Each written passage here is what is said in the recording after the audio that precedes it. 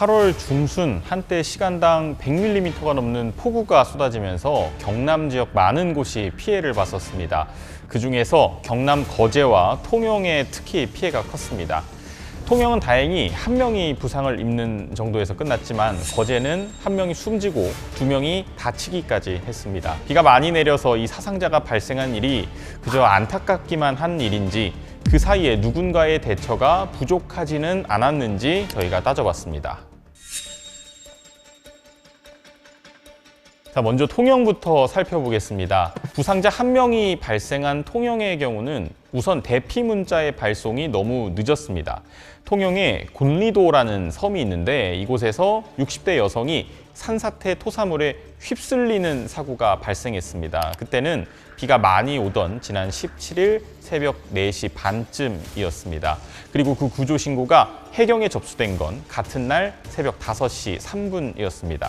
그런데 정작 산사태 주의보 발령을 알리는 대피하라는 문자는 그로부터 2시간이 지난 아침 7시에야 발송이 됐습니다. 당시의 구조 작업은 굉장히 처절했다고 합니다. 피해자분의 아들분을 저희 취재진이 만났었는데 당시 이불을 뒤집어 쓴 상태로 피해자분이 발견이 됐고 피해자를 둘러싸고 있는 각종 진흙더미와 잔해들을 일일이 해경과 아드님이 잘라내면서 구조를 진행했다고 합니다. 다행히 다리 부분에 골절은 입었지만 생명에는 지장이 없었고 현재는 주변 병원에서 진료를 받고 있는 것으로 저희가 들었습니다. 이 구조 작업은 거의 1시간 반 만에 완료돼서 아침 6시 반쯤 거의 다 끝났는데 부상자가 발생하고 나서 30분이 지나서야 뒷북으로 대피 문자가 발송된 셈입니다. 문자를 일일이 보내는 게 무슨 큰 의미가 있겠느냐 이렇게 회의론을 얘기하시는 분들도 있는데 그렇지 않습니다. 대피 문자는 상당히 중요합니다. 산사태가 발생했다는 그 사실 자체를 인지하지 못하다가 문자를 보고 피해가야겠다 생각하시는 분들도 많죠. 그래서 우리가 반복적으로 자연재해가 발생했을 때 재난 문자를 보내는 겁니다. 발송이 왜 늦어졌나 저희가 통영시청에 물어보니 통영시청은 현장 당시에서의 판단이 어려웠다고 저희 취재진에 털어놨습니다. 새벽에 그렇게 많이 오거다라고는 예상을 못했던 거지.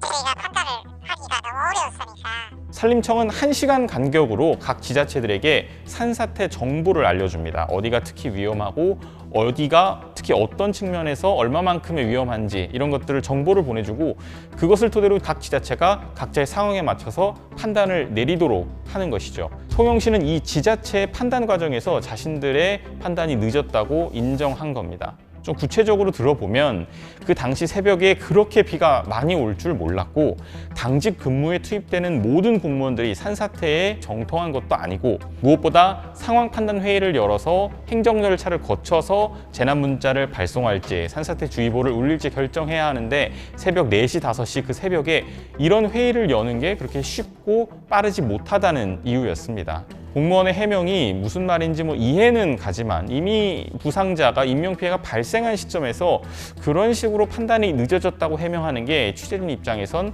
선뜻 납득되지는 않았습니다. 거제 사례도 살펴보겠습니다. 거제 옥포동에서는 인근에 산이 무너져서 토사가 쓸려 내려와서 인명피해가 발생했습니다. 한 명이 돌아가시고 2명이 다쳤습니다. 이곳에서는 또 다른 문제가 있었습니다. 이게 산사태냐 아니냐를 두고 시청 안에서도 이견이 있었던 겁니다. 우리가 볼 때는 저렇게 흙이 무너져 내렸는데 저게 산사태가 아니면 뭐냐 이런 생각이 들고 주민들도 황당해 하셨지만 조금 행정적으로는 복잡한 속사정이 있었습니다. 자, 거제시청 안에서는 그 토사 붕괴를 산사태라고 이야기하는 부서와 번면유실이라고 이야기하는 부서가 있었던 겁니다. 말이 좀 어려운데 번면유실이 뭐냐면 이 번면이 경사면이라는 뜻이거든요. 그러니까 경사면에서 토사가 무너져 내렸다, 유실됐다는 뜻인데 산사태나 번면유실이나 사실 경사면이 무너져 내리면서 흙과 돌이 흘러내리는 건 마찬가지입니다. 근데 뭐가 다르냐? 산사태는 산지나 임야 같은 자연지역에서 발생한 현상입니다. 자연지대에서 발생했기 때문에 이건 자연재해로 분류되고 그 복구와 배상의 책임이 국가나 지자체에 있습니다. 그래서 산림청과 개별 지자체가 복구에 나서는 거죠. 반면 번면유실은 인공지대에서 발생한 겁니다. 누군가 인공적으로 산지를 깎고 건물을 올리기 위해서 기반 작업을 해둔 땅을 흔히 대지라고 하는데 이런 대지 같은 인공지역에서 발생한 번면유실은 통상 그 책임이 소유주에게 있습니다. 그래서 자연재해가 아니라 인재라는 거죠. 그래서 복구 책임이 국가나 지자체가 아닌 그 소유주의 민간으로 향하게 됩니다.